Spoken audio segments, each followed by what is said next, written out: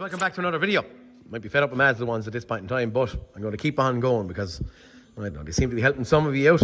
What we have here, we have a 2016 Mazda 3 2.2 Sky Active. She's after been in another garage for the last 6 or 7 weeks was my advice, or I might have been told. But the lads in the other garage didn't get any good of it. They've been trying and not making this thing actually run right. She was driving, car stopped, and when it stopped, lo and behold, it's kind of running on 2-3 cylinders, misfiring. The other garage advised she needed injectors, but they just weren't confident enough to do it. I'm going to show you what I have on a scan tool there in a minute, and why and where I'm going to go on what I'm actually thinking we're going to do. Now, I don't see too many of these with injectors that have failed, and if they do have injectors that have failed, I'm stating that the cause of them failing is basically the injector washers fail, that combustion gas gets up by the side of them, and that heat creates or causes the injector themselves, the shaft or the shank of it, to get hot and fail. That's my mantra on it anyway, right? Code scan P0102, mass or volume airflow circuit low. I have a video actually on that, but on this occasion the airflow meter was disconnected, so that's going to give us that. Now, I didn't erase or clear faults. Intake air temperature sensor high here, that's going to be happening due to the airflow meter being disconnected. We have glow plug 1, 2, 3 and 4. I'm not paying too much attention to them. Why? Because I'm assuming the other garage has had that. There's a little block connector going onto it that disconnects all 4. I'm assuming he's had that disconnected. Could be glow plugs in there gone, but right now we're not going to presume they are. We're going to say they're not. Fuel injector group A, supply voltage circuit low. That's the bottom one. And I'm going to give you a little look at, I suppose, other faults and how this thing runs in a second. Invalid data received in anti-lock brakes. Not going to pay any attention to it. Why not? Not paying any attention to it because invalid data always comes about because of an engine-based problem. So that's why I don't pay any attention to the likes of that or that. Battery out there, I see there a second ago, looks relatively new. So our battery could be left run flat on this thing while it was sitting in the other garage. So I'm, again, paying no attention to that. PATS anti-theft transmitter. B13D3. That's going to be simply little battery in that key, okay? For anyone who wants to see it. Maybe I should do a little short on that. Could probably be watched a lot for people. Right, we'll start this thing and see where we're at, and I'll show you. Okay, she runs like a yoke is choked up.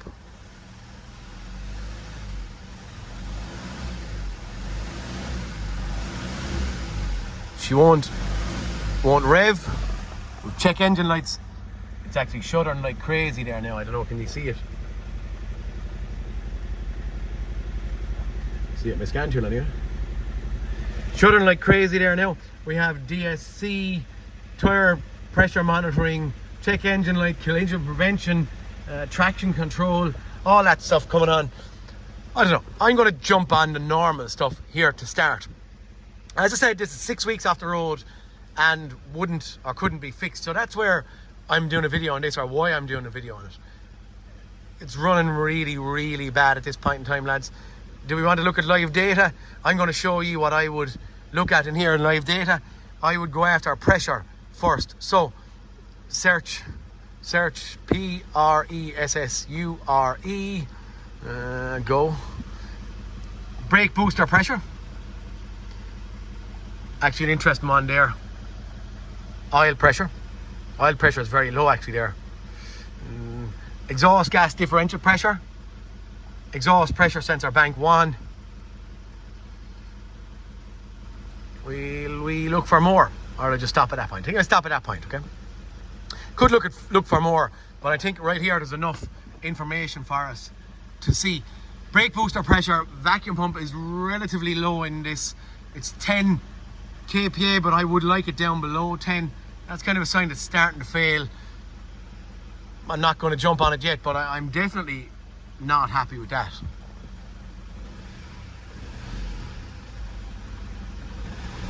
Don't have any oil lights on there, So I'm not going too heavy on that bandwagon. I'm not going to leave it out without focusing on it, but on video right now, I'm not going to be too excited about it. What I do see here is exhaust gas pressure. Once it's below 1 kPa or into the PA, we have exhaust pressure being good in here. Sorry if the camera is floating around the place. That is the exhaust pressure sensor.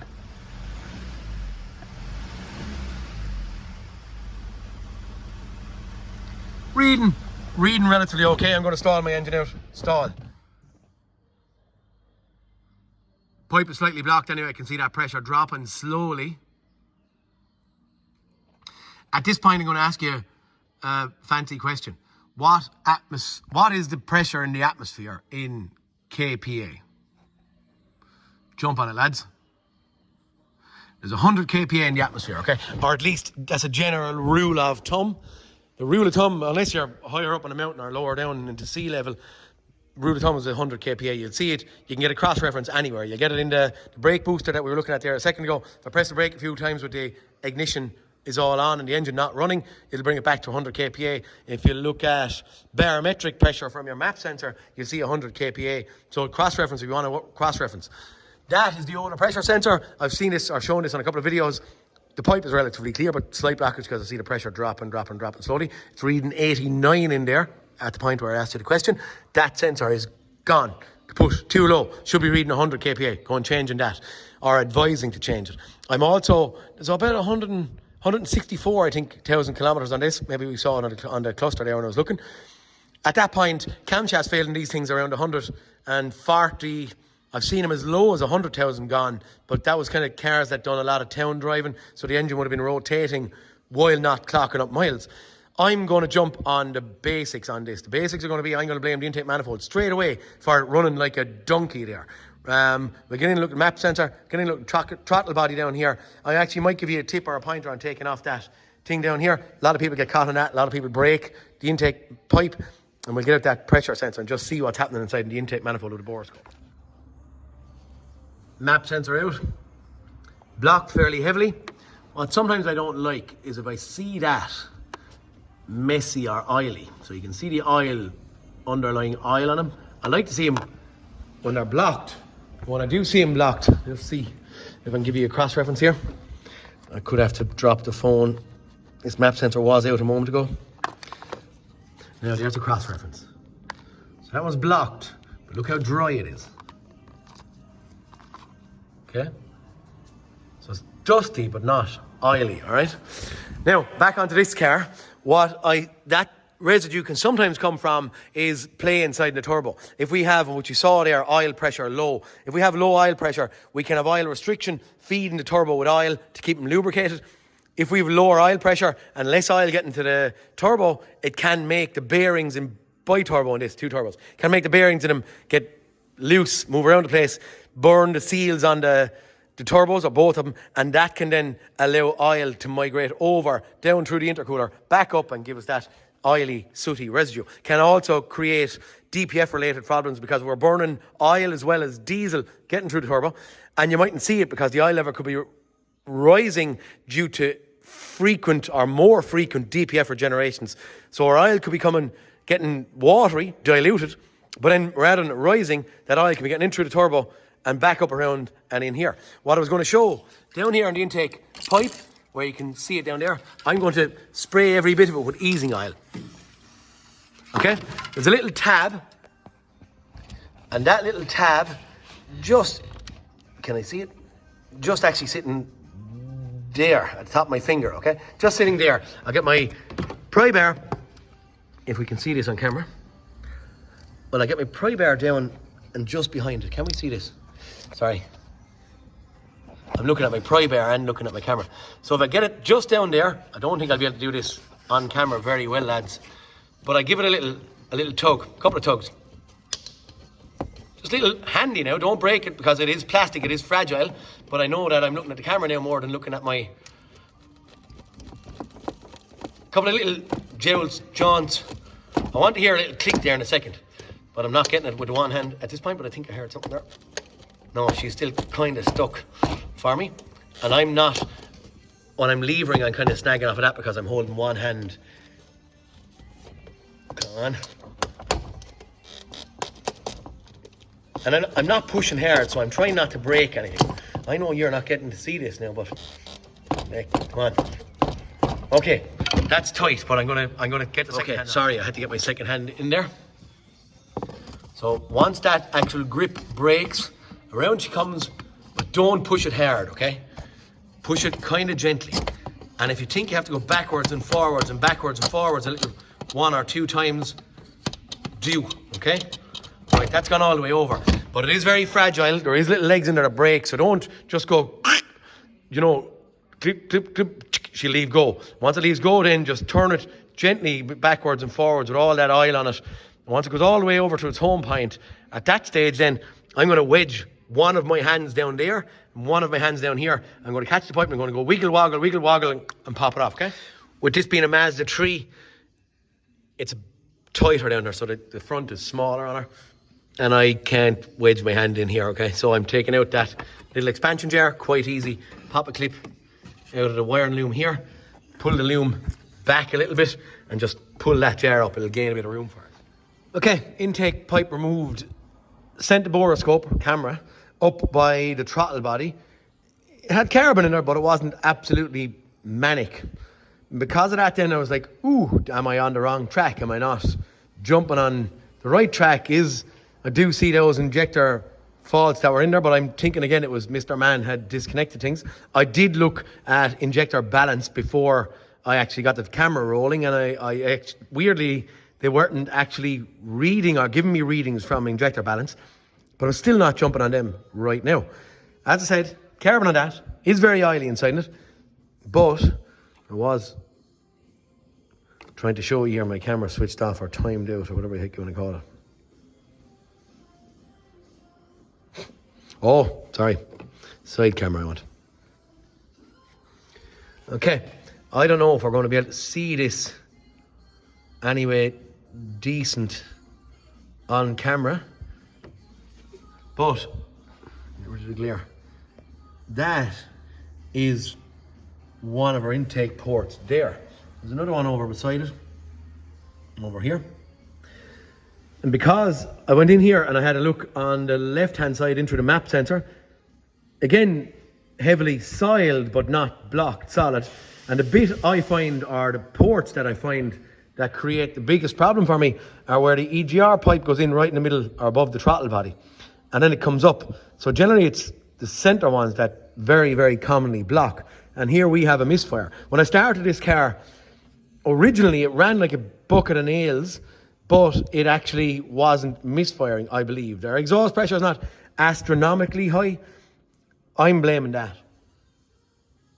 So I'm jumping. How would I deal with this thing? I would deal with a very fast, immediate starting point of the common failure items. As I said there, exhaust pressure sensor, camshaft, intake manifold, blocking. We do know the vacuum pump is not so bad actually, but it looks like it was replaced. It does. Intake is blocked, but I would also say that we are going to have, you can see the nice little shiny dots and stuff on it, if you can see them there. Nice little blue dot, nice little green dot. So I'm stating that our vacuum pump on this was probably renewed, but most likely at 160 she needs a camshaft as well. So, have we got an injector gone? I'm saying no at this point in time. This is going to go to being authorised and then probably take a day or two for me to cut back in here. But right now I'm calling exhaust pressure sensor, camshaft, intake manifold clean. We change the cooler or clean the cooler as well when we're in there. Walnut blasting is what we do. At this point, have some videos. Videos are older and I didn't have walnut blaster at that stage. But that's what I'm going at now. It getting starved of air in here, creating a misfire when it warms up and not able to run. I have, and I do see, when I turn it over as well, I've seen on other videos where the intake manifolds get heavily soiled cylinders with oil, because of a restriction on air getting in there. That's where I'm jumping, straight here now. Intake manifold clean. And yeah, we'll probably pop up our injector washers. If we get a go ahead on the camshaft, we'll be in there as well to do it. Depends on where the customer is going to go on this thing. Hopefully I get the repair work on it. Okay guys, while I was away, I got an intake manifold done clean on this, the decarb done. So that is done. But yes, when we start the car, we are misfiring, stuttering and spluttering and farting, dare I say. Fault code I have now, fuel injector group A, supply voltage low. What am I doing? I'm out with my insulation tester. What I'm doing is an insulation test on it, and whether right or wrong, what we believe is we shouldn't be doing insulation tests on both pins. What we're doing is one pin to the body and then the other pin to the body, and that's what we're doing to insulation testing. I'm sending in 250 volts into this thing now. I believe we should hold 250 or 60 volts up here on one of the pins. We don't have. I'm going to swap over my wire onto the opposite one. I could probably nearly just condemn that at this point in time.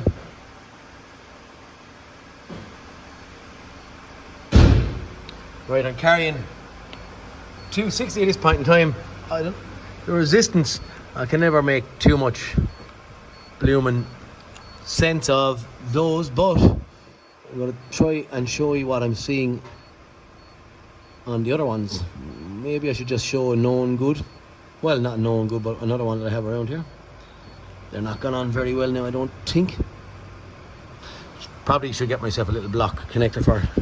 Okay, resistance test on number 2. Holding the 260 volts. I'm going to swap around once again, back onto the other pin. We can see, it's right.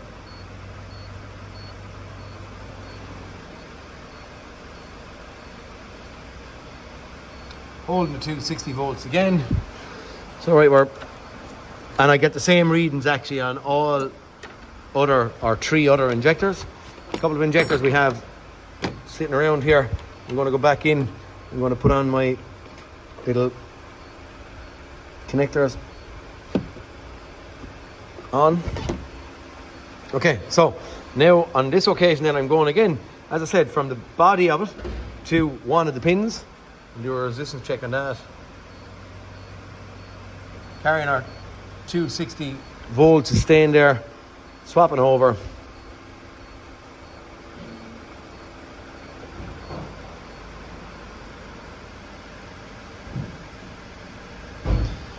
Holding the 260 again. What I have actually wrote down here, which I was writing just on a resistance check, I'd say that was just my wires not on right, but I have weird readings here on an ohms test. So I don't know if you wanted to see that, but that, I'm thinking that's the way to go on our resistance test on our injectors. I'm going to get that injector swapped out and we're going to see what we actually have. Maybe I'll show you just a resistance, an ohms test on it. Just for the crack. Back over and in there. Sweep them around. Now I can't make much sense, as I said, of the resistance. I would have always kind of said, you know, solenoid injectors maybe around 1 ohm, and then I would have said kind of 200 mega ohms for piezo crystal, but we can see these things to be kind of, it's reading weird for me,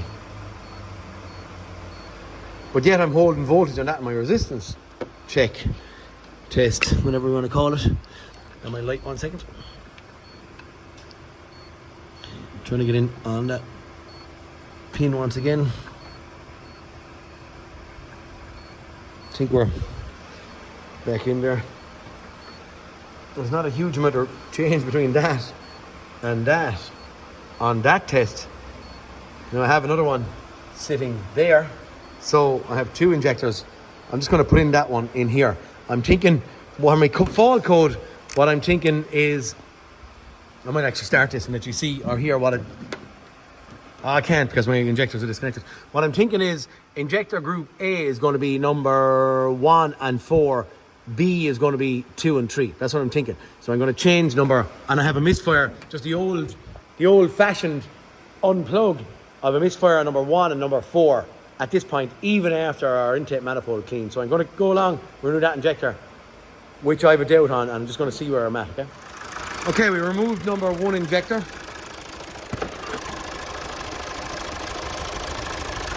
That's the one that was testing bad. It is also giving me kind of confirmation that it's the heat created from that combustion gas getting up by the side of them that I believe makes these injectors fail. That's my frame of thought. Now, where am I at on this thing? And there's no point in me telling you it's running right. It's not. It's running on 4 cylinders. which is better than where we were at. And I believed it was going to be the intake manifold starved of air that was causing it.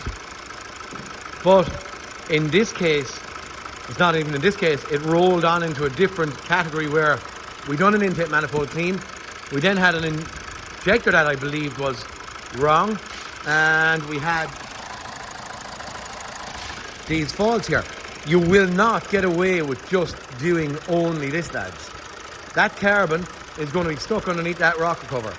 That carbon is going to go down and block an oil strainer. If you're changing the oil strainer, there's no point in doing that without changing the oil pump timing chain. They break on them all. And also, when you're going in to get out the carbon that's underneath the rocker cover, the likelihood that you're going to find an exhaust camshaft worn is very, very prevalent. And that's the older exhaust pressure sensor in there. It most likely needs an exhaust pressure sensor. I'm not going to show that. I have loads of videos on all of this stuff. I just need to get a kind of a settle down on where I'm at and what's actually wrong. I bought this car. The girl, I have condemned turbo in it. I bought it, said she needed a camshaft pressure sensor, intake manifold clean, possibly an injector or two. And I'm still in that position. But I did buy the car. I wanted the car running, and in theory it could be driven right now in the immediate. I'm going to clear these faults, but for definite now that injector bank 1 or bank A circuit was caused by that. I would also say that we're probably going to have more injector washers gone in there, and probably some of the other injectors not really happy, I would suggest. You'll see there, it's just in the immediate we don't have that injector circuit fault or failure. It is now at this point in time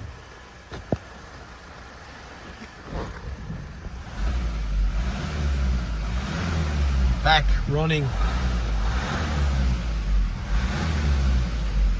Not exactly right. It's bound not to be, but this car has 166 kilometers. I would say exhaust camshaft will fail on these things, and then the exhaust camshaft makes the vacuum pumps fail. There's about 8 or 10 items that fail on these very, very commonly. But for this one, look, running really bad. I assumed that someone disconnecting injectors could have created a problem before I got the car. It's off the road 5 or 6 weeks, not with me, with the last garage. And when I came here and I gave the girl an estimate for the repair, she was like, "Ooh," and then she wanted it gone. I use engines from these all the time, so I bought or purchased for an engine, but I'm wanting to know that at least it can run on all 4 cylinders first. So right now, that's it. We're done. Might be a crap video, but a lot of lads like little bits of tips and pointers on these Mazdas. So look, an insulation test on injectors. Didn't show the intake manifold clean, but I have videos on that all over the place. And yeah, for this, we're back up, we're back running, and maybe we'll focus the video on that injector circuit A fault or problem. Anyway, just another day in the life of someone in Kennedy's garage, or Peter at Kennedy's garage.ie. Guys, talk to you all next cartoon. Peter Kennedy, signing out. See you later, guys.